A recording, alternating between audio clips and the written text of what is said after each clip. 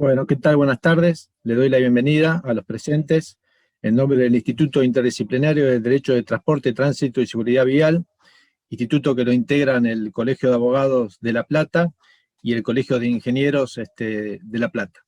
Es un instituto de reciente creación, se creó en el año 2019. Los que lo integramos somos los cofundadores de dicho instituto. Está presidido en forma conjunta por el doctor Andrés Cantelmi, por el ingeniero Damián Andriú, que es uno de los expositores del día de hoy. El doctor Cantelmi tiene la vicepresidencia, también va a ser uno de los expositores del día de hoy. Y a mí me toca hacer de cosecretario de dicho instituto. Y bueno, voy a hacer la presentación. A su vez, el cargo de cosecretario lo comparto con el ingeniero Quesada, del Colegio de Ingenieros de La Plata. El tema de hoy, como ustedes lo habrán visto al inscribirse, es Sistema de Autotransporte Urbano, Competencias, Regulaciones y Subsidios. El inicio de la charla la va a hacer el ingeniero Andrew, y luego, bueno, el doctor Cantelmi. Perdón, sí, un segundo que... Bueno, va a hacer la presentación breve del currículum del ingeniero Andrew. Es ingeniero civil en vías de comunicaciones de la Universidad Nacional de La Plata. Ha realizado la maestría en finanzas de la UBA, fue docente en la cátedra de puertos y vías navegables de la Facultad de Ingeniería de la Universidad Nacional de La Plata. Actualmente es profesor en economía de transporte en la cátedra de transporte público de la Universidad Nacional Arturo Jauretche. Además es coordinador de la carrera de Ingeniería en Transporte de esa universidad. Se ha desempeñado en distintos cargos de gestión municipal de transporte y de proyectos de infraestructura del transporte. Y actualmente es asesor de la Cámara de Transporte Automotor de la Provincia de Buenos Aires y asesor del Colegio de Ingenieros de la Provincia de Buenos Aires. Bueno, le cedo la palabra al ingeniero para que comience la exposición. Bueno, muchas gracias por la introducción y un gusto estar nuevamente reunidos, aunque sea de manera virtual. Voy a compartir pantalla así ordenamos un poco la charla. Un poco, bueno, la idea de lo que voy a exponer yo, digamos, si bien tiene un carácter técnico en relación bueno, mostrar algunos números y algunas cantidades, traté de orientar la exposición a plantear aquellas cuestiones que desde la cuestión técnica ingenieril, llamémosle así, o de la cuestión más dura por ese lado, tienen alguna correlación con las cuestiones que hacen más a los abogados, que un poco en el marco de su semana entiendo que estamos desarrollando esta charla, así que bueno, lo que he tratado de hacer es, nada, presentar en principio un panorama general del sector transporte en cuanto a su magnitud, a su funcionamiento,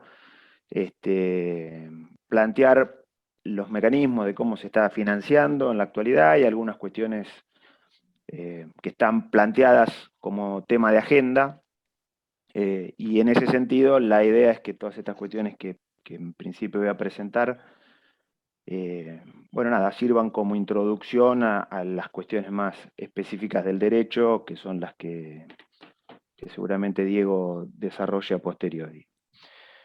Así que bueno, planteada un poco esta hoja de ruta, ya nos metemos de lleno en la cuestión y, bueno, plantear el transporte del AMBA. La verdad que el transporte del AMBA es una cosa absolutamente compleja. Es el principal sistema de transporte, digamos, de Latinoamérica, con más de 19.000 colectivos, con un costo de 14.500 millones de pesos por mes, según las cuentas oficiales. Digamos, este número, en rigor, después podemos mencionar alguna cuestión, tiene algún atraso respecto de lo que sería la actualización por la propia metodología oficial, pero bueno, es un número absolutamente significativo. Está compartido por más de 25 municipios, digamos, incluyendo a Ciudad Autónoma de Buenos Aires, con lo cual hay esa cantidad de jurisdicciones, incluyendo, como decía, Ciudad de Buenos Aires y a la provincia de Buenos Aires y a la jurisdicción nacional, por ser un sistema que trasvasa de alguna manera las fronteras de la provincia con Ciudad de Buenos Aires. Así que a esa complejidad se le suma, bueno, eso, la gestión de más de 55.000 empleados, 178 empresas. Un sector muy particular, es un sector que históricamente ha sido caracterizado por personas que tienen origen en ese sector, si bien en la actualidad coexisten grupos empresarios de más de 6.000 unidades, en la otra punta de la pirámide tenemos empresas con 60 colectivos, es decir, de 6.000 a 60, todas las variantes que a ustedes se les ocurra, todas las escalas que se les ocurra, incluso con empresas que participan en más de una jurisdicción. Pero aún en el caso de los grupos empresarios, todos los empresarios, bueno, acá hay algún empresario de la ciudad que nos está acompañando, tienen origen en el propio sector, ¿no? Es decir, es un sector que desde su propia evolución empezó de alguna manera con un esquema empresario tipo cuotapartista, digamos, por componentes, con esa figura societaria, digamos, que ya no existe más, pero que tenía que ver con esto, con emprendedores que se compraban un colectivo y en la medida que progresaban compraban alguno más, y bueno, y sucesivamente, digamos, fueron ampliando su parque y, bueno, y modernizándose, y en ese sentido, digamos, el sector en su conjunto tiene como fortaleza esto, que son todas personas que están absolutamente comprometidas con el brindar servicio de transporte, y como contraparte también tiene que muchas veces estas fricciones de ordenamiento del tipo de la empresa, bueno, en algunos casos genera algún tipo de fricciones y de cuestiones, digamos, que tienen que ver con alguna falta de modernización. Pero, otra vez, como decía antes, imagínense que las empresas en la medida que ganan escala también ganan organización, aún en empresas que no son tan grandes, muchas de las cuales, y acá por suerte en nuestra región eso se da bastante así, nada, empiezan a certificar normas de gestión, normas de seguridad vial, normas contra el COVID, en fin, digamos, es un sector muy dinámico, muy proactivo y que tiene esta particular característica, ¿no? Acá no hay inversores externos que vengan a invertir al transporte, en general todos los transportistas, diría casi sin excepción, tienen su origen en la propia actividad. Bueno, lo mencionado antes, la cuestión de las múltiples jurisdicciones, esto seguramente, a mí, digamos, más allá del planteo de cuáles son las jurisdicciones que están involucradas en el área metropolitana de Buenos Aires, lo que sí me parece importante es mostrar lo que sigue, que es estas jurisdicciones, desde el punto de vista funcional, desde el punto de vista operativo, es decir, un ingeniero que se tiene que sentar a pensar el transporte en estas zonas, claramente lo que ve es este tipo de información, que es, no hay una división técnica que acompañe a la división política, es decir, claramente el transporte en el área metropolitana es uno, cualquier manual de ingeniería en transporte, digamos, muestra que los parámetros con los cuales debe evaluar uno cuando una región efectivamente es una región de transporte, son los que uno encuentra en el área metropolitana de Buenos Aires. Acá, por ejemplo, se están viendo, digamos, dónde se dan las transacciones sube, ahí hay los números en cuanto a cantidad de pasajeros no está actualizado, pero sí los porcentajes que se siguen manteniendo. Entonces, bueno, básicamente el conurbano se lleva el 70%, hay un poquito en lo que sería el tercer cordón, más allá del tercer cordón del área metropolitana, que es muy poquito, y el resto, bueno, Ciudad Autónoma de Buenos Aires. Respecto de las distancias que se viajan, ahí el cuadro de la izquierda muestra cuáles son las distancias promedio, en el orden de los 5 kilómetros se da la moda, pero bueno, por supuesto que hay una mayor, unos viajes de mucha mayor distancia que tiene que ver con la conexión entre los principales centros urbanos, que de alguna manera se muestran en el planito de la derecha, donde se ve un mapa de calor. El del centro, por supuesto, es Ciudad de Buenos Aires. Si ustedes quieren, el de más a la derecha, hacia abajo, es la Ciudad de La Plata contra el río, ¿no? Entonces, bueno, ahí uno también visualiza claramente que esto funciona como un único sistema, independientemente de la cuestión jurisdiccional. Respecto de la evolución de pasajeros, la verdad que la intención, como les decía antes, no es aburrirlo con datos duros y demás, sino esto, decir, bueno, en términos de región, desde el punto de vista funcional, efectivamente el transporte es una unidad. Desde el punto de vista de la evolución de pasajeros, el transporte en los últimos tiempos, esto es la cantidad de pasajes vendidos, ni siquiera vendidos, registrados en el SUBE, porque hay pasajes gratuitos, como ustedes saben. Mes a mes, los valles corresponden a enero en general, después hay una cierta estacionalidad que se va repitiendo, digamos, a mitad de año suele haber otro valle, no tan pronunciado como el de enero, que tiene que ver con el receso de invierno. Había una tendencia del 2015 a esta parte que venía siendo declinante. En general, esta declinación nosotros la atribuimos a la menor actividad económica. El transporte público colectivo es muy sensible a la actividad económica. En la medida que la actividad económica crece, en general el transporte ha crecido. En la medida que decrece, bueno, ha decrecido. Así que estos números, digamos, que tenían un decrecimiento del orden del 6% interanual, de manera más o menos sostenida en esos años, bueno, nada, se encontraron con el COVID, algo que es por todos conocido, digamos, cayó la actividad, de hecho se prohibió la participación, digamos, el transporte de personas no esenciales. Después, con el tiempo, la realidad es que, independientemente de la prohibición, la gente empezó a viajar de vuelta, y de hecho, aún en las etapas más duras de la pandemia, si ustedes se fijan, el componente de los tipos de viajes que se daban viajes con atributos sociales, que son viajes que tienen un descuento del 55% respecto de la tarifa normal, y que están en general otorgados a personas que tienen algún grupo de afinidad. Esto quiere decir o que tienen algún beneficio por AUH, bueno, o son jubilados, digamos, algunos de los programas de ANSES que atienden las cuestiones de vulnerabilidad. Bueno, los porcentajes que se daban antes, pre-pandemia y post-pandemia, siguieron siendo análogos, con lo cual muchas veces en ese sentido la realidad también se impone, porque es evidente que el transporte público como tal es una actividad esencial, y en ese sentido así también fue entendido por las autoridades, que han seguido financiando, y esto es lo que nos va a llevar un poco a lo que sigue. Ahí se están mostrando cuáles son los números del financiamiento en la actualidad. Digamos, hoy por SUBE, por venta de boletos, se financia un 12% del sistema, el resto son compensaciones tarifarias.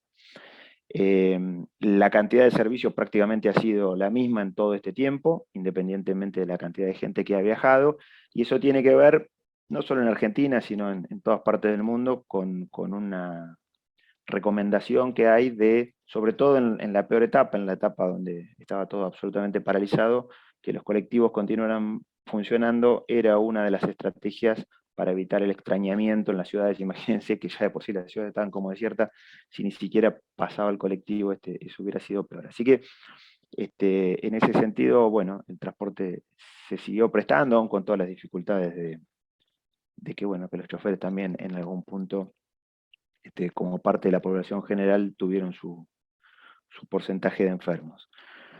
Avanzo rápidamente respecto de la cuestión de costos. La verdad que es un sistema bastante complicado. El principal costo del sector es el de la mano de obra.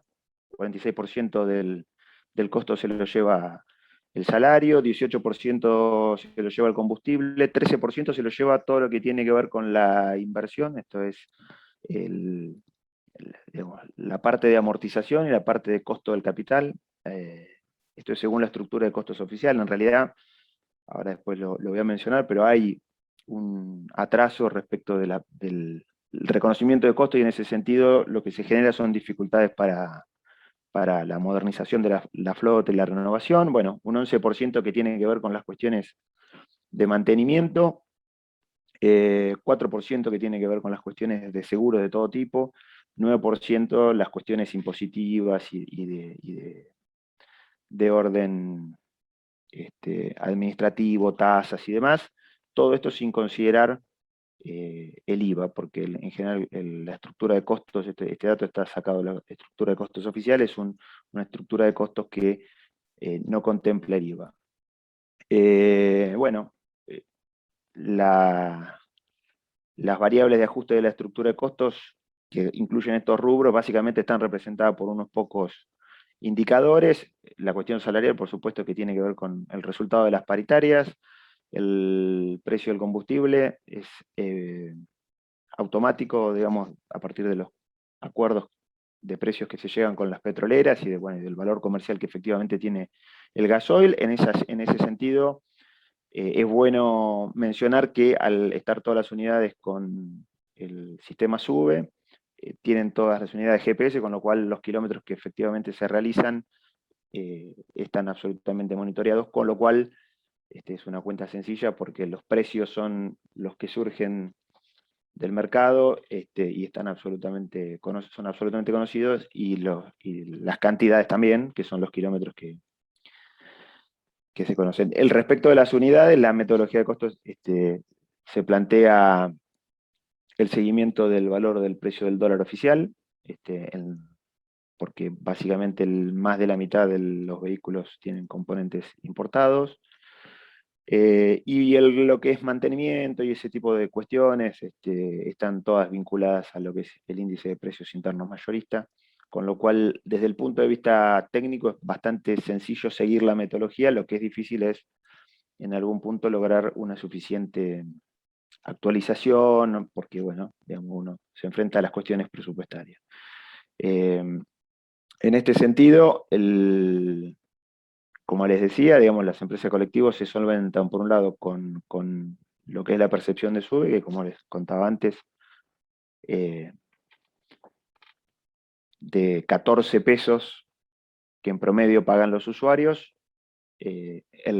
para llegar a los 100 y pico de pesos, 104 pesos, que según la estructura de costos oficiales la tarifa, la diferencia la pone el Estado Nacional. En ese sentido, siempre la tarifa ha sido $1 como referencia, ¿no? La tarifa promedio, imagínense que el usuario está pagando en promedio 14%. Eso tiene que ver con los descuentos que les mencionaba antes de atributos sociales por ANSES, también tiene que ver los mecanismos de segundos viajes con descuento y terceros viajes con descuento, lo que se llama boleto integrado, más todas las franquicias que existen para discapacitados y para estudiantes primarios y secundarios que directamente, digamos, viajan gratis.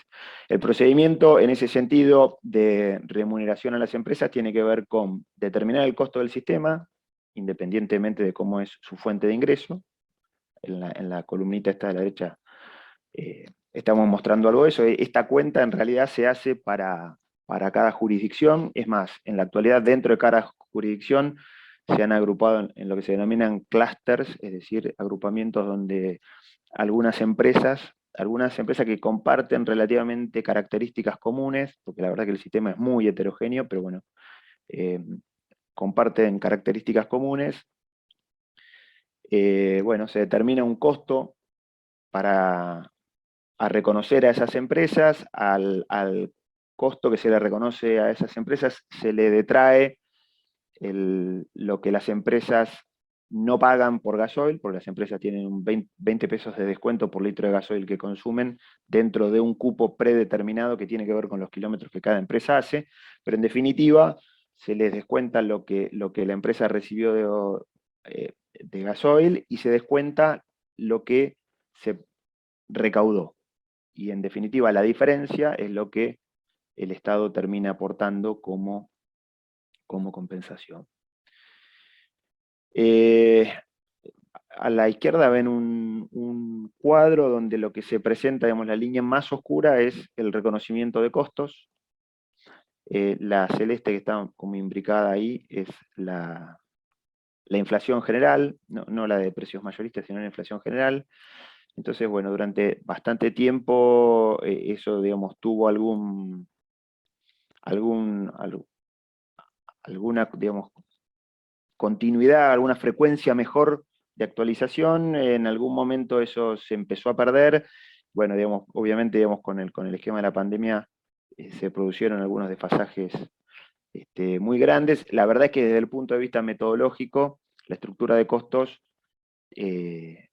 salvo por la decisión oficial, no podría apartarse demasiado de lo que es la actualización de precios. Pero después siempre juegan las cuestiones presupuestarias y de definición política que termina decidiendo cuándo actualizar ese valor. Y bueno, y la línea más clara que está abajo, la de abajo de todo, es la de las compensaciones recibidas. Acá hay algunos picos que tienen que ver con, bueno, con cambios metodológicos.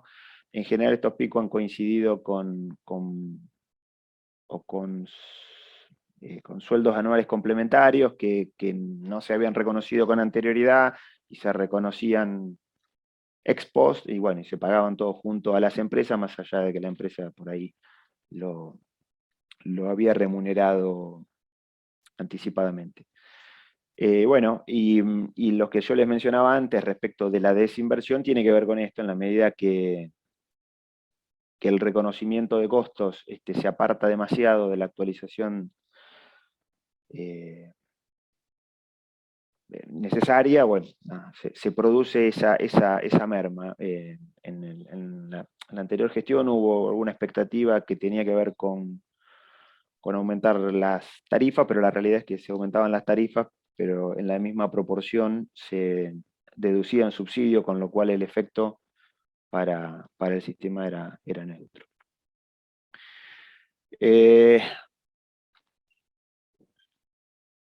Estoy viendo que ya me quedan unos 10 minutos, así que básicamente lo que me queda, digamos, comentar ahora tiene que ver con, yo elegí la verdad que arbitrariamente 3 temas de agenda, porque uno, si ve el gráfico anterior, daría la sensación de que está todo relativamente ordenado, en el sentido de que es un sector que, por un lado, tiene todos sus ingresos absolutamente bancarizados, en el sentido de que si no lo recibe por SUBE, vía Nación Servicios, o sea, una empresa del Banco de la Nación, lo recibe por compensaciones tarifarias, donde también las compensaciones que recibe cada empresa son conocidas de manera pública y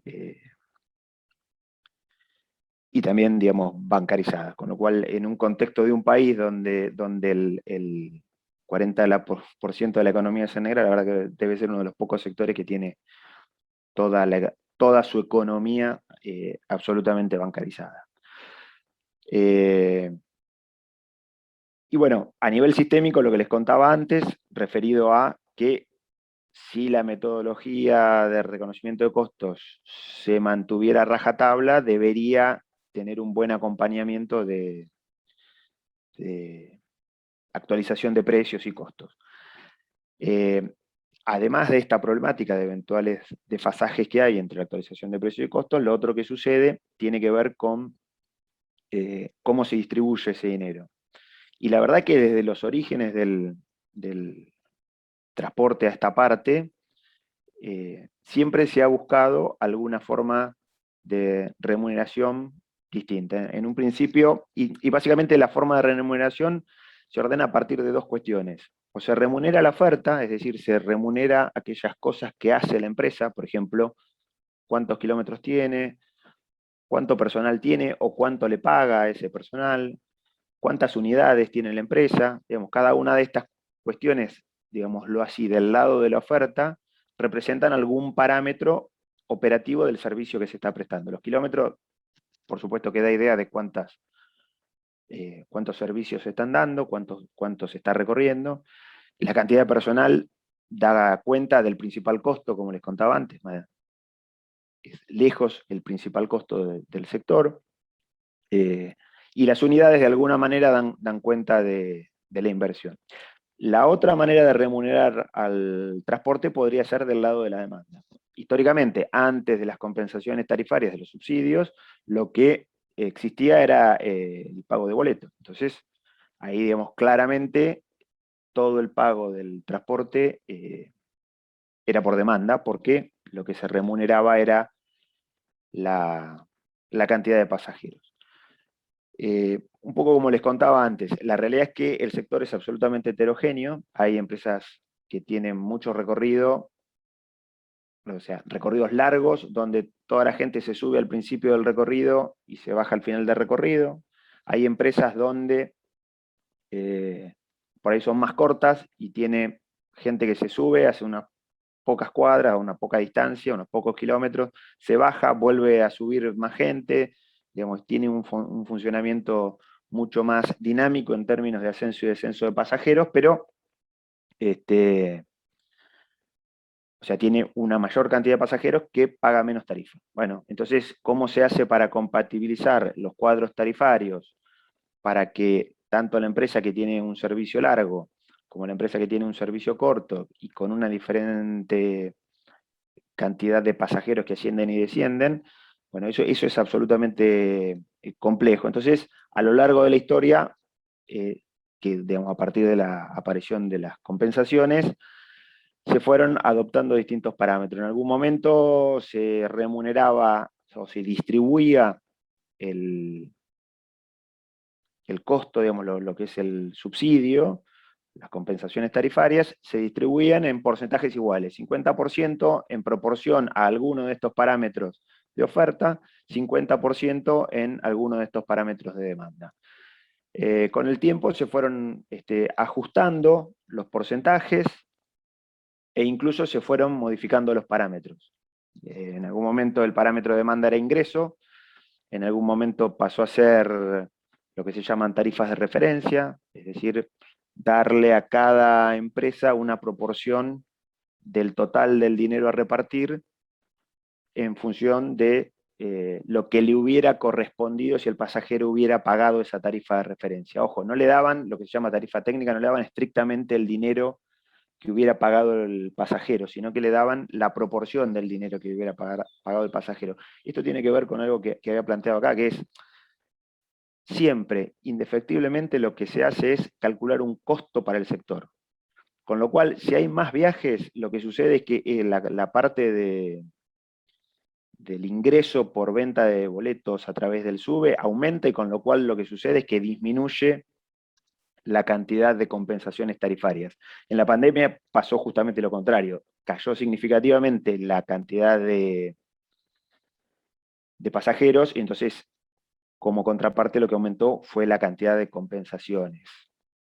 Pero bueno, como también ya vimos, en realidad eso es así, pero con los delays de actualización de lo que es el costo, en un contexto de alta inflación. Pero bueno, pero el concepto respecto de qué es lo que se reparte, bueno, lo que se reparte por algunos de estos parámetros de oferta y demanda es efectivamente lo que queda de haber deducido del costo el gasoil y el ingreso. Bueno, en los últimos años había una tendencia a trabajar, a eliminar el parámetro de oferta, y de hecho se llegó a un esquema de pago casi totalmente por oferta, perdón, por demanda, a partir de estas tarifas de referencia. O sea, todo se repartía a partir de unas tarifas de referencia, lo cual digamos, generó muchas complicaciones entre la segregación por clúster dentro de cada jurisdicción, más la dificultad que yo les mencionaba antes respecto de la tipología de pasajeros que puede tener cada línea, más el tipo de recorrido que cada línea hace, con lo cual a su vez el tipo de recorrido que cada línea hace influye en los costos que cada línea tiene. Para poner un ejemplo, una empresa que tiene un recorrido largo, imaginemos que entre que da toda una vuelta, sale, llega hasta una punta y vuelve, tarda 3 horas, siempre se va a ver enfrentada a un desafío que es cómo administrar el personal, porque si la jornada laboral es de 8 horas y no se puede partir en ese sentido, por cómo es el convenio colectivo de trabajo del personal de conducción, bueno, o uno hace trabajar 9 horas pagando 1 hora extra sistemáticamente, o nada, lo hace trabajar 6 horas y en las otras 2 horas va a cuenta perdida, o ve si en esas 2 horas puede ir a cubrir otro recorrido. O sea, ahí hay un tema de una complejidad importante, porque no es lo mismo una empresa que tiene, no sé, un recorrido de 2 horas, que teóricamente, para poner números sencillos, en 8 horas podría dar 4 vueltas, y sin pagar ninguna hora extra, y sin que el chofer tenga ningún tiempo ocioso. A su vez, no es lo mismo una empresa que va por una autopista que una empresa que va por el centro de una ciudad. El mismo vehículo, una empresa que va por una autopista, o por un metrobús, si ustedes quieren, tarda nada, la mitad del tiempo que la otra, que va a paso de hombre prácticamente en las áreas centrales. Entonces, con el mismo colectivo, con la misma inversión, uno puede hacer el doble de prestaciones de servicio. Por eso tarifar eso es difícil, a lo cual se le agrega además que las tarifas comerciales, las que pagamos los usuarios, están absolutamente aplanadas. Ustedes pagan la primera tarifa 18 pesos y la última, no sé, 25. Y entonces, con la primera uno hace 3 kilómetros y con la otra hace más de 25. Con eso, después ir a compensarlo con algún esquema de estos de tipo de distribución de tarifas es absolutamente complejo. Por eso ahí pusimos un poco unas cartas, porque desde el punto de vista, lo que vincula la teoría de cómo se reparte a cómo termina recibiendo su ingreso a la empresa, termina siendo una cuestión, no digo de azar, pero más o menos, porque ustedes imagínense que los parámetros de oferta de la empresa, no solo que están planteados en el contrato, y esto es por ahí algo que hace a la cuestión más de ustedes los abogados, sino que tampoco tienen demasiado margen para modificarlo. Los kilómetros que tienen que hacer son los que tienen que hacer en función de la frecuencia establecida, el personal es el resultante de esos kilómetros y las unidades el resultante de eso. O sea, los servicios que tiene que dar una empresa son fijos, con lo cual el dinero que se lleva una empresa, sea cualquiera el parámetro de oferta que se use para repartir, de alguna manera está dado de antemano. Porque en general, como también la torta está limitada a la porción de dinero que se va a repartir, y el criterio de reparto es sencillo, sea cual sea el parámetro que ustedes usen, siempre es en proporción. Los kilómetros de mi empresa contra los kilómetros de las empresas análogas a las mías que comparten jurisdicción. Si yo tengo el 2% del total de kilómetros que hace la jurisdicción, yo me llevo el 2% del dinero de compensaciones o de subsidios que se reparte por ese concepto.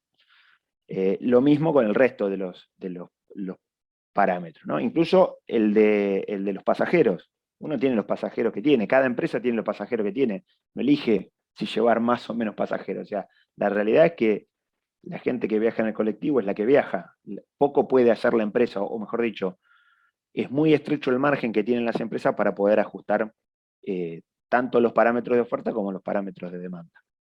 Hay cosas para hacer, por supuesto, pero dentro de ciertos límites estrechos. Con lo cual, cuando la autoridad cambia el esquema de reparto, modificando los porcentajes que se pagan por oferta, por demanda, o incluso dentro de cada uno de esos agrupamientos, los parámetros específicos y unidades y personal, y kilómetros, también sucede lo mismo. Así que este es un tema que constantemente, digamos, está como en discusión, porque además, lo que, después digo, por ahí voy a contar algo más, lo que sucede en esto, que lo que se hace de manera centralizada es esto de hacer la cuenta desde el Estado Nacional bajo una misma metodología para todas las jurisdicciones.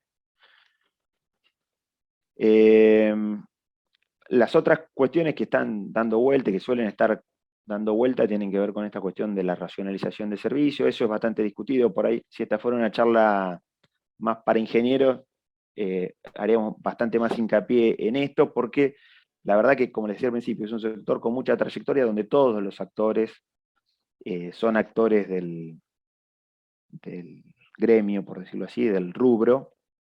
Aún el gremio, porque dije gremio porque estaba ahí el loguito de UTA, pero bueno, y ahí está la dificultad de las distintas jurisdicciones y cómo, digamos, balancear las necesidades de los trabajadores que tienen su esquema de convenio colectivo de trabajo y la de los usuarios que tienen sus necesidades. Entonces, desde el punto de vista, digamos, técnico, hay cuestiones para trabajar, y en general se habla mucho con esto de racionalizar los servicios, porque bueno, porque es algo que parecería lógico, ¿no? Uno cuando ve los volúmenes de dinero que se invierte en el transporte, lo primero que a uno se le ocurre es, bueno, che, pero ahí se puede ahorrar un montón. Y la realidad es que no es tan sencillo ahorrar, y la realidad también es que cuando uno se pone a querer modificar los recorridos desde un escritorio, quiero decir, técnicamente, desde una lógica de pura racionalidad técnica, en realidad lo que se encuentra es con la necesidad de después de confrontar eso con la realidad. La verdad que las experiencias que han surgido de esa manera no fueron buenas. La Plata, hace unos cuantos años, vivió una experiencia así, digamos, un planteo teórico que parecía en los papeles o que tenía como cierta racionalidad técnica, cuando fue a la calle, nada, colapsó. En Santiago de Chile pasó lo mismo.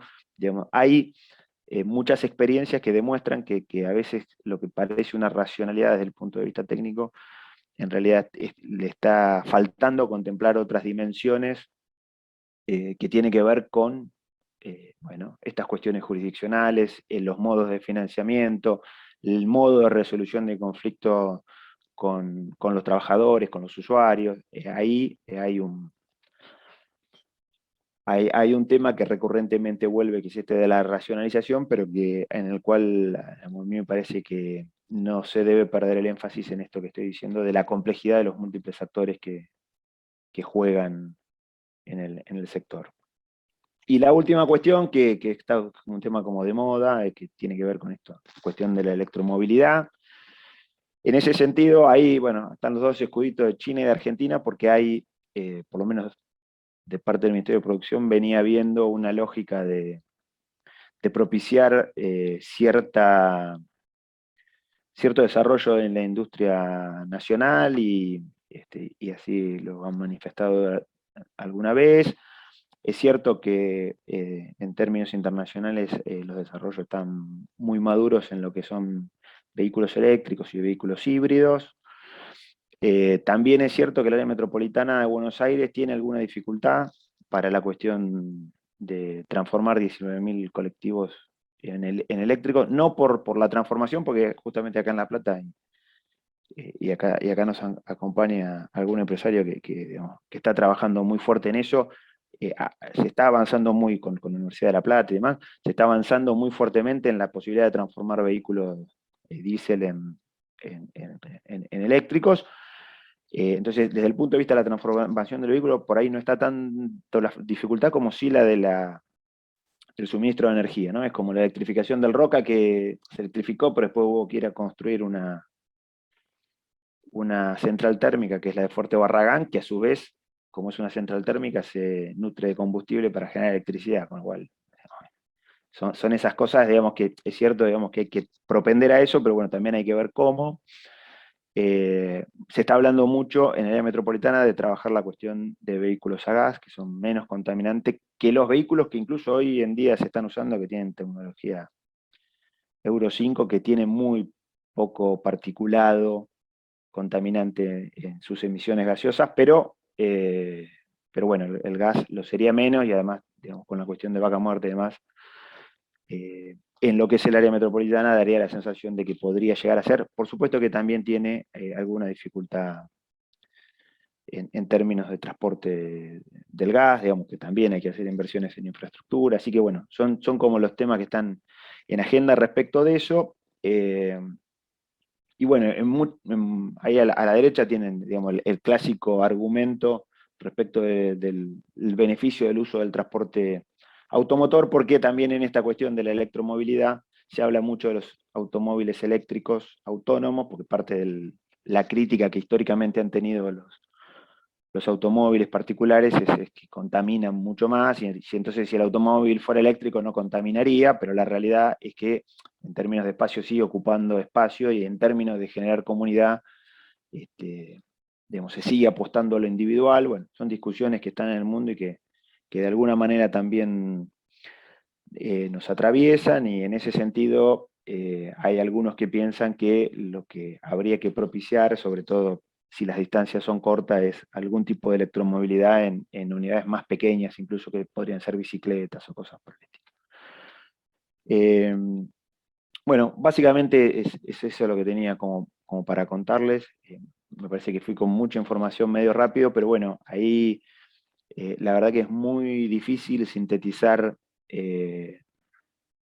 un sector tan complejo y atravesado por tantas cuestiones como la del transporte público colectivo por automotor. Por supuesto que quedo abierto a las preguntas que sean. No sé si lo hacemos ahora o al final, pero bueno, a disposición. Si quieren lo podríamos hacer al final, ¿les parece? ¿Te parece, Jorge, seguir con la exposición y Sí, después sí, al final abrimos a preguntas? Bueno. perfecto. Bueno, muchísimas gracias, Damián. Ahora le vamos a dar la palabra al doctor Diego Julián Cantelmi. El doctor Cantelmi es abogado, egresado de la Universidad Nacional de La Plata, ejerce la profesión en forma liberal, integra el estudio Cantelmi Asociados, es especialista en Derecho Administrativo de la Universidad Nacional de La Plata, es especialista en docente universitario de la Universidad Nacional de La Plata, miembro fundador de la Asociación Bonaerense de Derecho Administrativo, subdirector del área de Relaciones Institucionales del Colegio de Abogados de La Plata, subdirector del Instituto Interdisciplinario del Derecho de Transporte, Tránsito y Seguridad Vial, integrado por el Colegio de Abogados de La Plata y el Colegio de Ingenieros de La Plata, docente universitario en la Cátedra de Derecho Administrativo de la Universidad Nacional de La Plata, docente universitario en la materia Legislación del Transporte, en la carrera de Ingeniería del Transporte de la Universidad Nacional Arturo Jaureche, y es asesor de la Cámara de Transporte Automotor de la provincia de Buenos Aires y de la Cámara de Transporte Automotor de Tandil. Le doy la palabra al doctor Cantelmi. Bueno, primeramente, buenas tardes. Les agradezco mucho, bueno, la presencia de ustedes.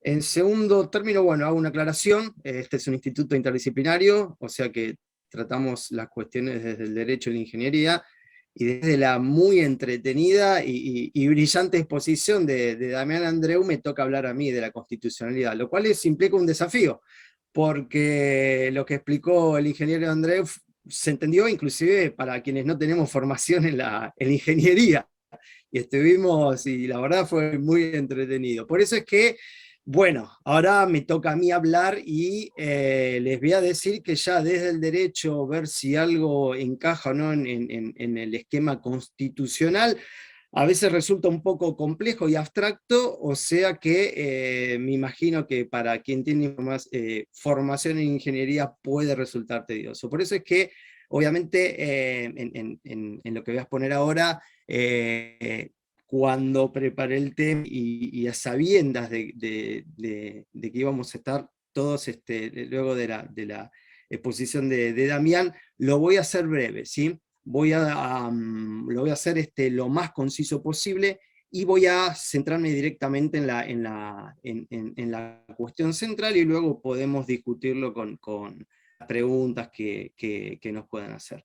El tema específico es el conflicto constitucional que surge durante el desarrollo del sistema de subsidios al transporte en relación a lo que son las competencias provinciales, hablando de la provincia de Buenos Aires y de los municipios de la provincia de Buenos Aires, teniendo en cuenta la regulación y diseño del servicio público de transporte de pasajeros urbano. Obviamente, estos temas son de parado, merecen tratamientos extensivos, por eso es que, insisto, yo voy a mencionar simplemente y por arriba alguna normativa, pero la idea mía es darles un esquema, especialmente a quien no tiene formación jurídica, para terminar en una problemática donde hay algo llamativo o para repensar si el sistema tal como está encaja en lo que es la Constitución, tanto de la Nación y de la provincia de Buenos Aires.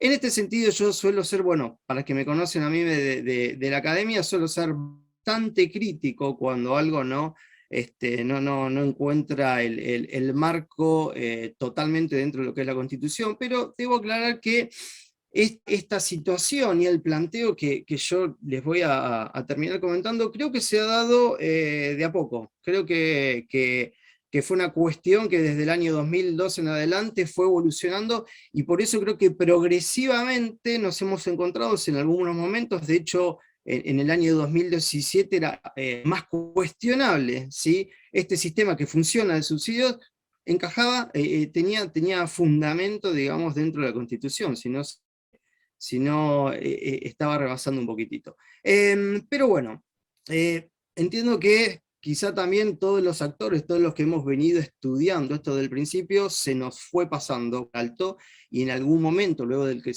sistema se fue perfeccionando, un poco como lo indicó Damián, y de que el sistema pasó, bueno, ahí Damián nos indicaba que era 12% por ingreso de tarifa, y 88% por el sistema de subsidio de compensaciones tarifarias. Bueno, eso no se dio de un día para el otro, sino que fue produciéndose en forma gradual, y eso se nos ha pasado un poquitito a todo. Pero bueno, por eso no soy crítico de lo que está ocurriendo, sino que simplemente señalo, y para prestar atención hacia adelante a ver cómo se desarrolla este sistema de manera tal que no se choque con la Constitución de la Nación y de la Provincia de Buenos Aires. Por eso lo que voy a hacer, bueno, básicamente es hablar un poquitito de lo que es, cómo está organizado el sistema de transporte dentro de lo que es las constituciones. La organización del Servicio Público de Transporte dentro del ámbito geográfico provincial de cualquier provincia de Argentina no es materia delegada a la Nación, según la Constitución Nacional. Por ende, todas aquellas materias que no son expresamente delegadas a la Nación son competencias provinciales. Y aquí básicamente es por descarte, porque si no está expresamente especificado en la Constitución, son competencias que retiene las provincias. Aquí no es necesario detallar específicamente qué competencias tiene la provincia, reitero, simplemente al no estar delegada a la Nación son provinciales. Ahora, centrándome específicamente en la Constitución de la Provincia de Buenos Aires, porque no tenemos una Constitución nacional, pero cada provincia, dentro de ciertos parámetros, se da sus constituciones. En la provincia de Buenos Aires, la provincia de Buenos Aires lo que hace es darse también un régimen de municipalidades, ¿no? La provincia de Buenos Aires recepta y crea la organización de las municipalidades, que vale decir, no en todo el país están organizadas de la misma manera. En el artículo 190 de la Constitución Provincial se establece que la administración de los intereses de servicios locales en la capital y cada uno de los partidos que informan la provincia estará a cargo de una municipalidad. En síntesis, la provincia se reserva todas las potestades de organización, control, fijación, etcétera, del servicio público de transporte provincial, o sea, aquel que pase de un municipio a otro, y por el artículo 190 de la Constitución, todo el servicio de transporte que no salga del ámbito de una municipalidad queda bajo la administración y organización de lo que es cada municipalidad. O sea que ahí tenemos ya desde la Constitución de la Provincia de Buenos Aires quién es el encargado, ¿sí?, de regular, administrar, crear, etcétera, los servicios de transporte locales. Luego, bueno, vamos a ver, obviamente, insisto, está la Ley Orgánica de las Municipalidades, hay un montón de normativa que excedería totalmente el objetivo de esta charla, donde yo quiero ir al punto en concreto. Dentro de lo que es el ámbito de la Provincia de Buenos Aires tenemos la norma madre del transporte automotor de pasajeros, que es el decreto de ley 1678 del año 57. El mismo establece en su artículo 1 que el transporte colectivo de pasajeros es un servicio público de la provincia y su organización y prestación se rigen por esa ley. O sea, el transporte en la provincia debe regirse, se organiza y se estructura con la Ley Orgánica de Transporte de Pasajeros. Ahora, para centrarme específicamente, obviamente yo voy a ir mostrando dónde está la tarifa, ¿no? O sea, qué función cumple la tarifa en lo que es el servicio público de transporte provincial y municipal, y qué pasa con el subsidio. A ver, hago un poquitito, les comento que dentro de lo que es la doctrina administrativista, la tarifa es la forma de retribución en la prestación de un servicio público, ¿sí? ¿Cómo se cobra el prestatario en un servicio público? Bueno, a través de la tarifa. Eso está en todos los libros de siempre y ha sido receptado en toda la normativa, inclusive en esta que les voy a comentar ahora. El artículo 9 de la Ley Orgánica de Transporte de Pasajeros establece que para el establecimiento de servicios de línea y la modificación o extensión de sus recorridos, o sea, para establecer una línea o para modificar, hay que tener en cuenta, entre otras cosas, las necesidades y conveniencias públicas de transporte en las zonas respectivas, las posibilidades de su satisfacción con medios y facilidades disponibles por los transportadores establecidos, la reorganización de servicios, terminales, franquicias, parques, y además se establece que hay que tener en cuenta bien las cuestiones tarifarias antes de fijar un servicio. O sea que hay que ver bien cómo es la retribución de ese servicio, porque es el que lo va a solventar. O sea, fíjense que la tarifa está específicamente incluida en el artículo 9, ¿sí? que es fundamental tenerla en cuenta para establecer servicios de línea o modificar los existentes.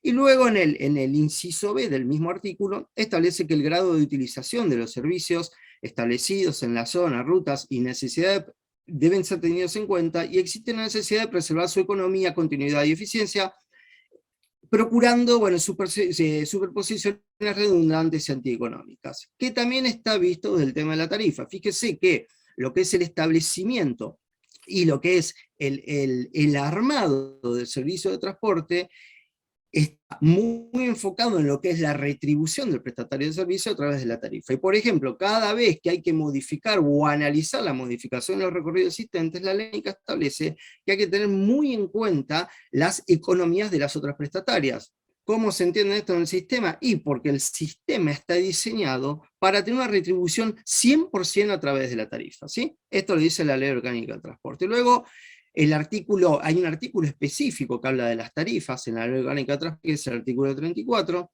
que establece que las tarifas serán justas, razonables, uniformes para todos los usuarios en igualdad de condiciones, y serán aprobadas por la Dirección Provincial de Transporte, que en el momento es la Subsecretaría de Transporte, y en base a pautas que establece el Poder Ejecutivo. La ley se refiere al Poder Ejecutivo como el gobernador, ¿sí?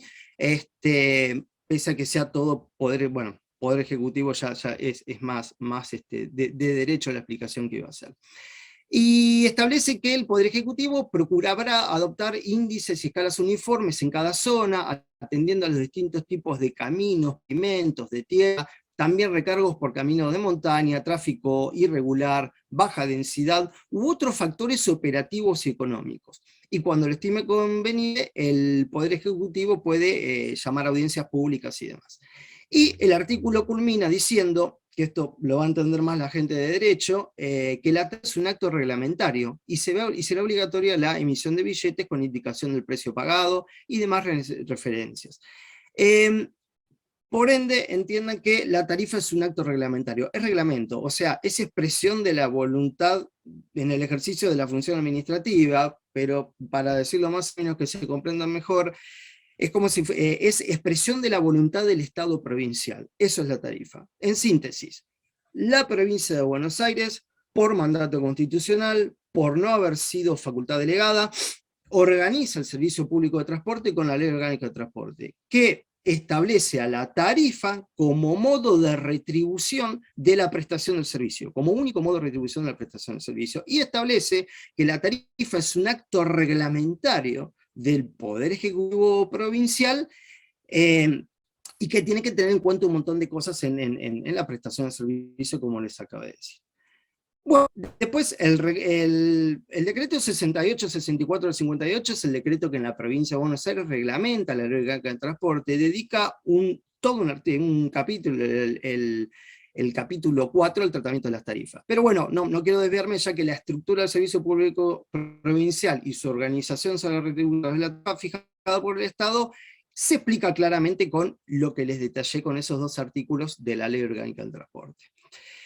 Bueno, ¿qué pasa en las municipalidades? Ya vimos que la provincia de Buenos Aires, cuando en su constitución se da el régimen interno municipal, ¿sí? Lo hace dentro de estos parámetros que hace que fija la Constitución Nacional, Pero en la Constitución de la Provincia de Buenos Aires se establece que las municipalidades se hacen cargo, las municipalidades tienen competencia territorial, ¿sí? Las municipalidades administran y se hacen cargo de aquellas cuestiones que no excedan los límites geográficos. En este contexto existe el decreto ley 7466 del 69, que es conocido como la ley orgánica de del transporte de pasajeros de las municipalidades de la Provincia de Buenos Aires. El mismo establece que en su artículo 1 que el transporte colectivo de pasajeros que se realiza dentro de los límites territoriales de cada partido de la Provincia de Buenos Aires es un servicio público de la municipalidad correspondiente y su organización y prestación se regirá por los artículos de esa ley. Luego, el artículo, bueno, básicamente son pocos artículos que hacen mucha remisión a la ley orgánica de transporte provincial, pero acá hay dos que quiero detallar, que es el artículo 3, que dice: cada municipalidad en el otorgamiento de concesiones para el establecimiento de nuevas líneas de transporte, en la modificación de los servicios existentes, así como en la utilización, ejercicio y fiscalización de los servicios de su competencia, aplicará el capítulo 7 de la Ley Orgánica de las Municipalidades y también la Ley Orgánica del Transporte de la Provincia de Buenos Aires, o sea que todo lo que referencié yo en relación al transporte en la provincia, la Ley Orgánica del Transporte Municipal en las provincias se hace cargo de ello y básicamente dice que se aplica también esa ley. Y también el artículo 5, que hace en cuanto a la tarifa, señala una cuestión muy concreta que dice: en materia tarifaria, las municipalidades, mediante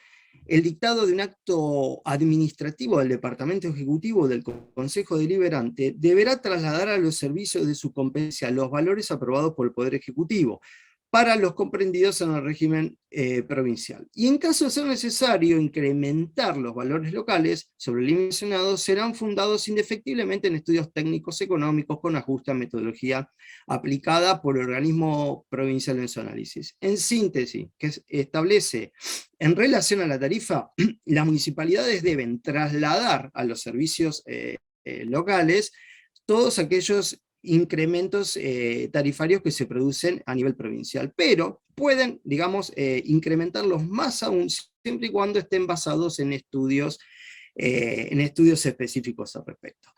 Bien, ¿qué es lo que quiero señalar acá? Y lo hice muy cortito. La organización del servicio de transporte es una prerrogativa que tiene la provincia de Buenos Aires para con los servicios provinciales y las municipalidades de la provincia de Buenos Aires para los servicios comunales. Son competencias constitucionales, no son delegables, ¿sí? El Estado no puede delegar una competencia. La competencia, uno de los caracteres que tiene la competencia es que su ejercicio es obligatorio. No se puede no ejercer la competencia, es deber del Estado provincial y de los estados municipales, y obviamente eso luego pesa en los funcionarios públicos, ejercer la competencia. No pueden no ejercerla y no pueden delegarla y no pueden desconocerla. Y en la organización, tanto desde la Ley Orgánica del Transporte de Pasajeros Provincial como la municipal, observamos nosotros que la única previsión de retribución del servicio público es la tarifa. Y de hecho, cuando hablamos de tarifa, no se menciona a cualquier medio de lo que fue, no, estamos hablando de la tarifa que paga el usuario, y estamos hablando de la tarifa que debe ser aprobada, que es acto reglamentario por los dos poderes, y que debe ser aprobada incluso en lo que es la cuestión municipal, puede apartarse de la provincial siempre y cuando, se funde en estudios y demás. Bien, así las cosas, desde este punto de vista, para mí es clarísimo. Luego vino todo el sistema de subsidios o compensaciones tarifarias, que yo voy a... El sistema desde lo normativo es de una complejidad absoluta. De hecho, hay informes de la Sindicatura General de la Nación, que no recuerdo el año, creo que fue 2018-2019, donde muy crítico con el entramado normativo del sistema de subsidios, y concluye la Sindicatura General de la Nación que es inentendible, que no se entiende, que no hay forma de seguirlo, y por eso es que, bueno, nada, es algo que lo manejan muy pocos especialistas, y quienes en el día a día hemos estado atrás de eso, y es muy complejo. Por eso yo voy a hacer hincapié en 3 hitos, simplemente desde la creación del sistema de compensaciones, y que también les voy a ir explicando por qué lo que yo voy a señalar ahora, que en algún momento no es constitucional, por qué se fue dando de a poco. En el año, a ver, por el Decreto Nacional 52 en el año 2002, se establece el régimen de compensaciones tarifarias al sistema de servicio público de transporte automotor de pasajeros en áreas urbanas y suburbanas. Yo recuerdo en aquella época que, bueno, hoy Damián hace un rato nos explicó cómo está compuesto, bueno, y son fórmulas polinómicas también terriblemente complejas. Damián también tuvo una capacidad de extracción de esos conceptos y de simplificación. Pero cuando arrancó el sistema, en el año 2002, se otorgaba por coche. A cada coche había un plus, que era una pequeña ayuda. Ni de casualidad era el 88% que señaló hoy Damián. O sea, y compensaba algunos desfasajes por mayores costos y demás. Entonces, si a mí me hubiesen preguntado en aquel momento, ¿es inconstitucional esto? No, en absoluto. ¿Por qué? Porque las empresas dentro de lo que es la provincia de Buenos Aires se siguen nutriendo, para decirlo de algún modo, con la tarifa por el usuario, que es lo que prevé la ley, es lo que prevé la teoría clásica del servicio público, es para una ayuda a las empresas para que más o menos puedan solventar los mayores costos y no trasladarlo a la tarifa que paga el usuario. Perfecto, por eso es que cuando esto comenzó a nadie le llamó la atención, no es que cuando se implementó el sistema en el 2002 estaban los números que nos indicó el ingeniero Andrego. No, en ese contexto eso fue evolucionando, se fue complejizando. De ese dinero por coche que se entregaba, empezaron a haber sistemas, como lo explicó Damián, donde se empezaba a solventar la oferta, la demanda y demás. Fíjense ustedes que la normativa de transporte provincial, la Ley Orgánica de Transporte de la Provincia, la Ley Orgánica de Transporte de la Municipalidad, no prevé la oferta. El subsidio a la oferta que hoy existe, que es un concepto que se maneja todo el tiempo, no existe en la Ley Orgánica de Transporte ni de la provincia ni de la municipalidad. ¿Por qué? Porque siempre la ¿por qué? Porque era el concepto de retribución del transportista pasa exclusivamente por la demanda dentro de lo que es la normativa provincial y municipal, no por la oferta, porque es el pasajero quien retribuye al comprar, al pagar la tarifa.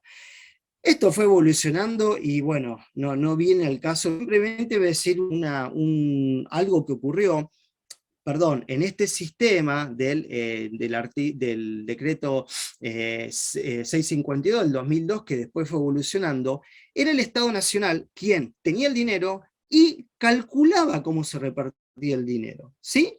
Ahí ya, bueno, y eso luego empezó a evolucionar, empezó a ganar volumen el subsidio, y ya digamos, voy a hablar de algo que pasó en el año 2012, la resolución 422, pero ya en el año 2012, el monto que recibían las estatarias de los oficios por subsidios o compensaciones tarifarias, que es otra discusión también jurídica que no viene al caso, era enorme, ¿sí? Entonces ya las prestatarias de los servicios sin los subsidios o compensaciones no podían subsistir. Entonces ahí ya sí se había producido un quiebre. Y fíjense ustedes que hasta ese momento, y hasta mucho después también, hasta el año 2018, principio de 2019, quien ponía el dinero para los subsidios del transporte, vamos a hablar de lo que nos hizo ahora el AMBA y dentro de lo que es provincia de Buenos Aires y municipalidades.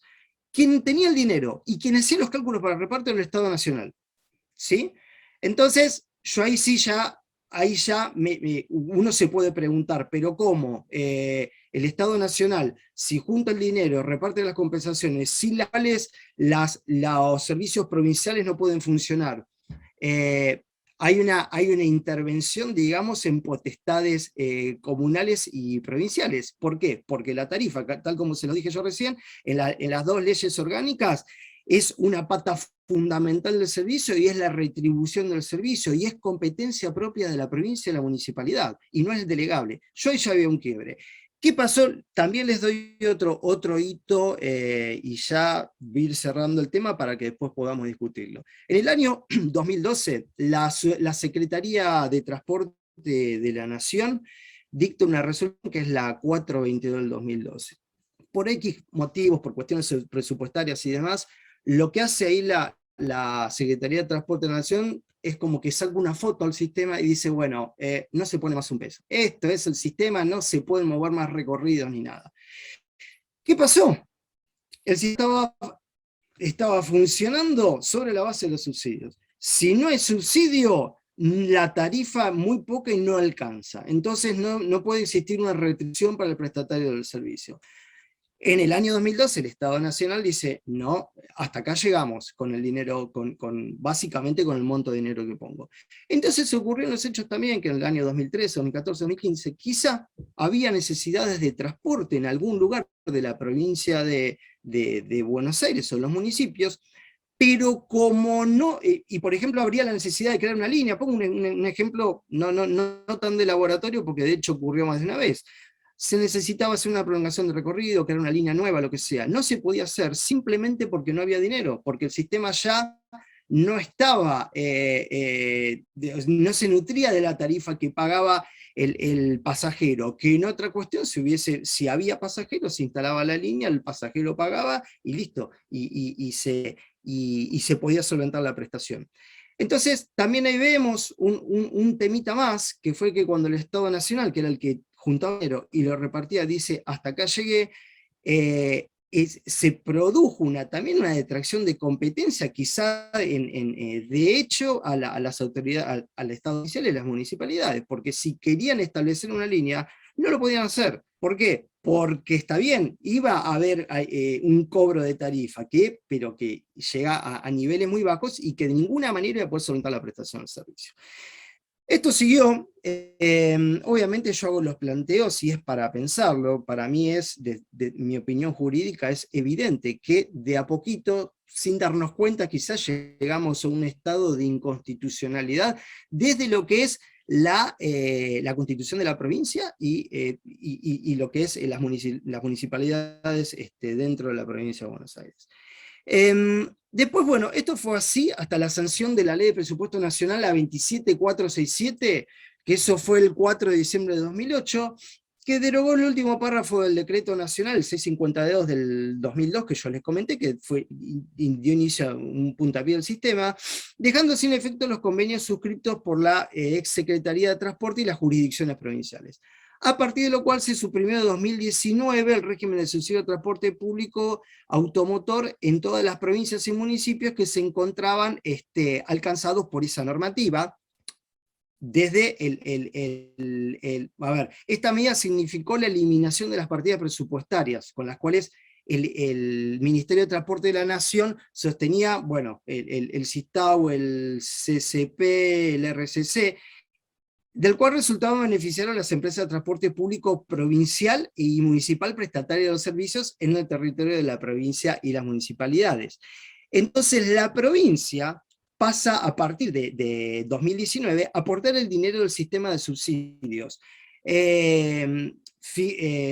Y los fondos la provincia los obtiene a través de la ley 15.078, pero tampoco nos vamos a explayar. Pero bueno, en 2019 la provincia pone los fondos, dicho sea de paso, la provincia sigue recibiendo dinero del Estado provincial, del Estado nacional, para hacerse cargo de esos fondos, pero no importa. Yendo a lo que es, si uno mira el esquema normativo, a partir del 1 de enero de 2019, la provincia es quien pone los fondos para solventar el sistema.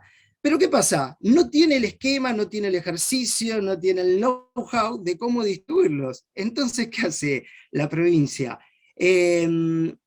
Para el caso del AMBA, utiliza el sistema de distribución establecido por el Estado Nacional, que venía utilizando hasta ese momento.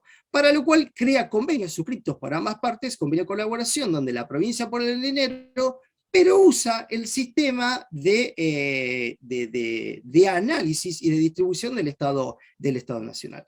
Este primer convenio la provincia lo aprueba por el decreto 1813 del 2018 y después existen ulteriores adendas. Si ustedes me dicen, bueno, a ver, yo pondría un punto, digamos, donde yo veo que esta operatoria de lo que es el sistema de subsidios choca más con el viaje constitucional, sí, eso es en el año 2012. Desde el 2012 hasta el 2018, para mí es evidente por lo que les dije. A partir del 19, la provincia pone los fondos, pero utiliza el modo de distribución del Estado Nacional, lo cual está bien, el fondo es provincial, pero sigue el Estado Nacional diciendo cómo se distribuye, qué cuenta se hace, etcétera, etcétera. A ver, ahora, y acá es lo que yo señalo desde lo que es el derecho. ¿Es para alarmarse? Y no, porque esto se fue dando de a poco. Después hay un tema, ¿por qué en alguna charla que hemos tenido, por qué nadie dijo nada? Y porque no había mayor agravio. Generalmente cuando hay un conflicto al derecho, alguien se siente agraviado, alguien piensa que pierde lo que fuere, entonces alguien se queja. Eso es un poco también la historia del derecho, que es el caso concreto. En este caso, las prestatarias de los servicios, cuando se inició el sistema, lo vieron como una forma de poder soportar los mayores costos. El público usuario lo vio como una forma de no pagar una tarifa mayor, y el Estado lo vio como una forma también de incentivar alguna cuestión, como puede ser el transporte, que es un servicio público, es una necesidad básica. Bueno, que creo que no hubo un agravio en sí, pero es verdad que luego, con el correr del tiempo, llegamos a una situación de inconstitucionalidad. Insisto yo también que hoy en día, mientras se sigan utilizando porque una cosa es una cuestión de legalidad y una cosa es una cuestión de constitucionalidad, y acá también emito una opinión propia. No sé cómo estoy del tiempo, Jorge, pero ya en 2 minutos ya lo dejo. Si el Estado provincial pasase a partir de mañana a distribuir los fondos con una ecuación propia, con un estudio propio, habría una ilegalidad. ¿Por qué? Porque la Ley Orgánica de Transporte y la Ley Orgánica del Transporte de la provincia y de la municipalidad establecen que es tarifa. Pero no habría una inconstitucionalidad. ¿Sí? ¿Por qué? Porque el Estado provincial estaría ejerciendo su función de creador, control y administrador del servicio provincial, y el Estado municipal también, con herramientas diferentes a lo que le otorga la ley, pero no habría un avasallamiento de cuestiones constitucionales. ¿Cómo están las cosas? Y cómo estuvo del 12 al 2018, yo entiendo que sí. ¿Y por qué? Porque el Estado Nacional es quien manejaba, y hoy también sigue manejando, la retribución a la prestación del servicio provincial y municipal. Entiendo yo que es algo que hay que analizarlo, hay que verlo, hay que ver qué vuelta se le da a futuro. Hemos llegado a esto de a poco, sin grandes agravios a nadie, por eso es que ha pasado desapercibido alguna que otra vez, o no pasó de una charla de academia. Así que bueno, un poquitito no quise aburrirlos, quise tomar lo que trajo Damián, que es muy interesante el sistema, pero desde el derecho tengamos presente que no está hoy por hoy, no está del todo adecuado a lo que son los preceptos constitucionales, que son la base fundamental de la gestión en el Estado de Derecho. Así que bueno, esa es un poquitito la idea que quería dejar, y que hay que pensarlo, a ver, para los actores de este sistema, a ver qué solución o qué vuelta se le puede dar a futuro. Ya no los aburro. No, por favor, muchísimas gracias, Diego, por tu exposición. Bueno, a ver, yo voy a ver las preguntas que tenemos acá. Una pregunta que habían hecho en principio, creo que estaba dirigido para Damián, es los datos, ¿no?, de la exposición que él dio y los datos que figuraban en el PowerPoint, ¿de dónde surgen? ¿Y dónde se podrían llegar a consultar esos datos? Mira, los datos de todo lo que es estructura de costos son resoluciones que se publican recurrentemente en el Boletín Oficial de la Nación. Todas las resoluciones de transporte con estructura de costo está ahí. Y después la información de pasajeros y demás digamos, toda información sube, que también en el ámbito del Ministerio de Transporte, la Secretaría de Transporte, se publica recurrentemente. Incluso se publica a nivel detalladísimo por empresa, así que es toda información que está disponible vía web en el sitio del Ministerio. Perfecto. Acá tengo otra pregunta también, Damián, que la hace Gabriel Aguirre, y dice, bueno, estimados, excelente la exposición. Dice, con todo respeto, me gustaría preguntarles a los expositores, al ingeniero también Andrew, ¿por qué nunca se pudo incorporar, o se lo ha hecho muy poco, el biodiesel a los transportes, teniendo en cuenta su bajo costo y lo que podemos fabricar acá mismo? La discusión del biodiesel tiene dos aspectos. Uno, que es, si ustedes quieren, digamos, la cuestión que puede generar cierta polémica respecto de quemar alimento, básicamente. Y después el otro tema que es más de orden mecánico, que tiene que ver con que a mayor cantidad digamos, de agregado de biocombustible, digamos, a mayor dilución del combustible con el agregado de la parte biológica, llamémosle así, más se dañan los motores, duran menos, empiezan a tener... Es más, en los límites que estaban, cuando se discutía para superar el 12% de corte que tenía en algún momento, los mismos fabricantes, digamos, de alguna manera advertían todas las consecuencias que eso traía.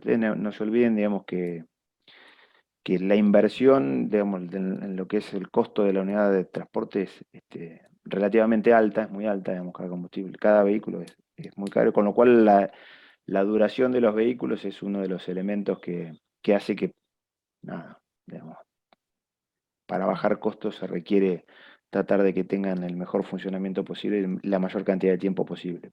Por eso es que digamos, las líneas de trabajo que hay son lo eléctrico claramente, alguna alternativa a gas, y muy embrionariamente también se está hablando de alguna cuestión con el hidrógeno, pero bueno, eso es bastante más embrionario. Perfecto, muchísimas gracias. Una pregunta para el doctor Cantelmi es, ¿cuál es el organismo de fiscalización y o contralor respecto al correcto funcionamiento de los horarios y formas establecidas en los servicios de transporte? Y si existen multas y o sanciones concretas. A ver, el sistema de transporte de pasajeros en la provincia de Buenos Aires, tanto los provinciales como municipales, está diseñado sobre el sistema de contratos de concesión. Los contratos de concesión imponen deberes y obligaciones para las partes, y un deber y facultad del Estado provincial y el Estado municipal es fiscalizarlo. Existe la Ley Orgánica de Transporte, el Decreto Reglamentario Orgánico de Transporte, y a nivel local las municipalidades también tienen sus ordenanzas que regulan el transporte dentro de los límites que le establece la Ley Orgánica de Transporte Municipal.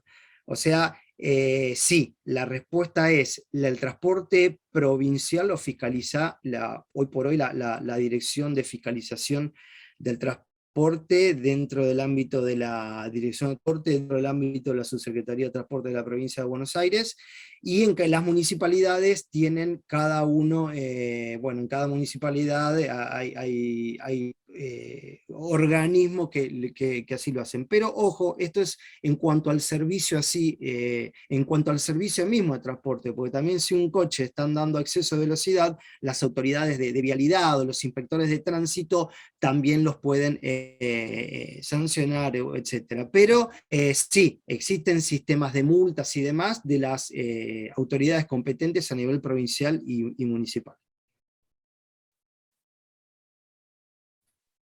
No se te Jorge, me escucha. parece que estás muteado, ¿eh? Ahí está.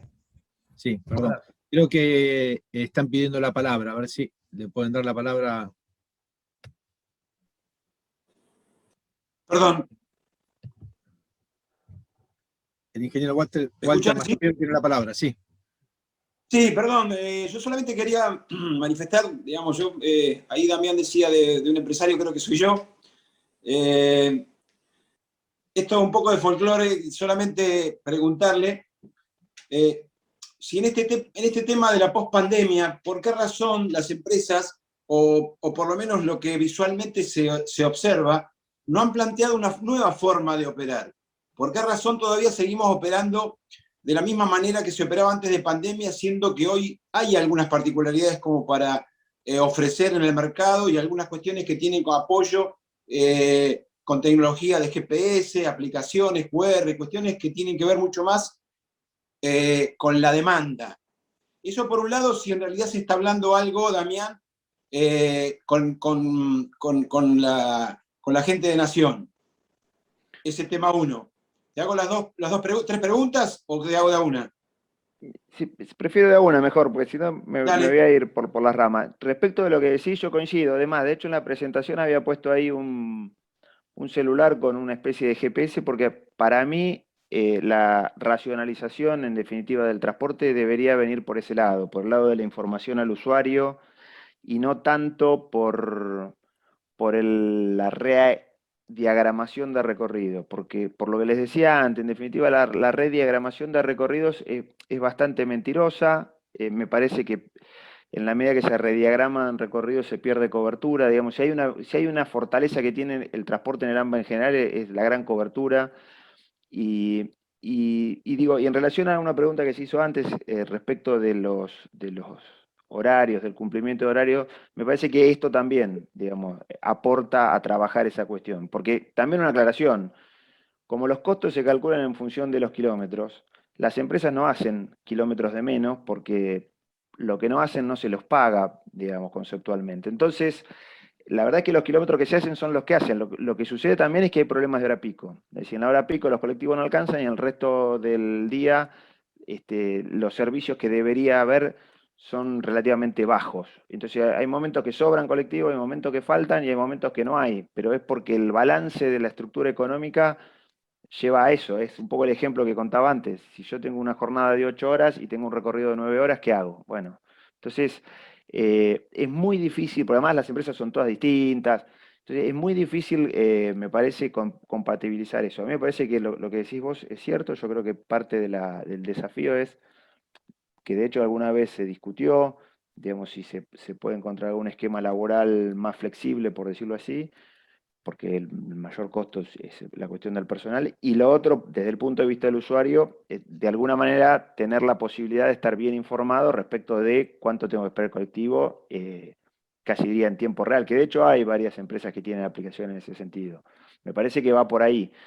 Después, respecto de los recorridos, lo que les decía, hay mucho modelo, hay mucha cuestión informática que da la sensación de que optimiza, pero cuando uno lo tiene que llevar a la práctica, poniéndole una jornada de 8 horas para el trabajador, una inversión en una determinada cantidad de colectivos, etcétera, etcétera, nada, termina siendo impracticable. Y de hecho, la experiencia empírica demuestra eso. Los dos ejemplos que yo, bueno, vos lo conocés, el de La Plata, Santiago de Chile, lo mismo, digamos, la verdad que son absolutamente conflictivos, digamos, ese tipo de modificación. Sí, la dificultad, Damián, también que se da es en la poca planificación que hay en la movilidad de la ciudad, nosotros puntualmente. Tenemos hoy que intentar convivir con bicisendas, y vos lo planteaste bien recién como una racionalización del tema bicisendas, bicicletas eléctricas y esas cuestiones. Vos sabés que vengo analizándolo ese tema desde hace bastante, y vos sabés que, digamos, no lo tengo tan en claro. Las ciudades que han trabajado sobre el tema, digamos, por supuesto, comparándolo con nuestra idiosincrasia nacional, en países donde la bicicleta funciona y el transporte público es gratuito, como por ejemplo en algunas ciudades del norte de Francia, en Estonia, en Luxemburgo, ellos han bajado a cero, que estamos muy cerca nosotros de bajar la tarifa a un valor casi nulo.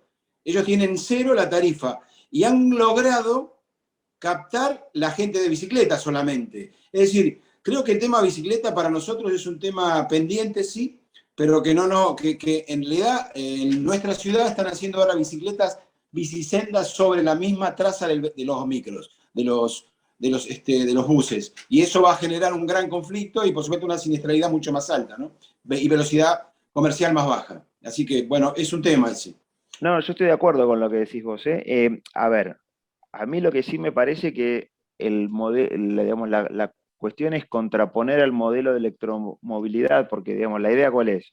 móvil individual, eléctrico, chiquito, incluso si querés, digamos, yendo al límite, con manejo autónomo, versus un modelo de transporte colectivo con bicicleta. Por supuesto que requerís planificación, porque la bicicleta, por algo, tiene el desarrollo que tiene, porque es peligroso andar en la calle con la infraestructura que tenés para andar en bicicleta, y porque además, si llueve no puedes andar, si digamos, tampoco puedes hacer grandes distancias, o digamos, no tiene demasiado sentido hacerlo, pero la verdad que la bicicleta en un sistema integrado de alimentadores a, digamos, sitios donde vos te puedas tomar el colectivo, es como que es un poco el modelo, el colectivo o el tren, digamos, el transporte público en general, es un poco el modelo que se contrapone a este del desarrollo del transporte individual eléctrico y demás, que a la larga termina teniendo los mismos problemas que tiene hoy el automóvil particular, con la salvedad del consumo de combustibles fósiles.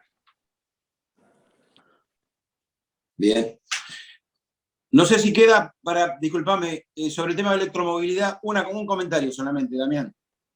Es cierto, nosotros estamos trabajando con el desarrollo de la universidad. El tema, no sé si a nivel, vos por ahí te lo comento porque vos estás más cerca de los funcionarios nacionales. Hay un tema que es básicamente una decisión política de para dónde ir. Argentina está a la cola de Latinoamérica en lo que es electromovilidad y, por supuesto, buses eléctricos. Los 700 buses de Santiago de Chile, 400 en Lima, es decir, estamos lejos. ¿Hay algún comentario, digamos, como político respecto a algún desarrollo que no sea solamente la incorporación de los vehículos como se hace en Cava?